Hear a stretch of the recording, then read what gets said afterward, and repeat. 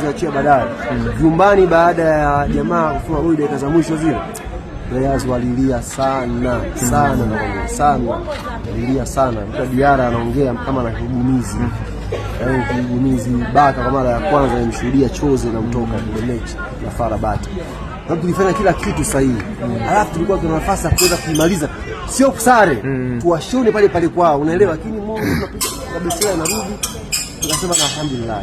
Sasa ile mechi kupoteza. Tukawa tuna matumaini of course ya mashabiki wetu wasione kama tukafunga jezi. Lakini hawa jamaa wa Morocco na wana Al-Ahly kweli Al-Ahly kweli. Na hivyo Al-Ahly akaenda kule. Akaenda kucheza ile mechi kama anavyojua yeye. Nafasi hazi anapaza kufunga afungi.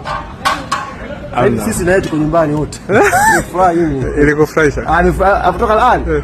Mimi kwa niaba wana Yanga tulifurahi sana siku ile. Sana. Sababu Al-Ahly anaweza kufunga FAR Rabat siku ile. Mimi mpaka kesho nakwambia alikuwa anamfunga FAR Rabat ile mechi. Lakini timu ndio ilikuwa na changamoto. Nani? Ahli. Hamna chochote changamoto gani? Wakati mechi ilikuwa wazi. Ule striker wenu Black anafika kwenye box eti kufunga anapiga nje. Makusudi kabisa anafanya bwana. Mimi ndio maana nimekuja pale experience wa Mwashona nikasema safi.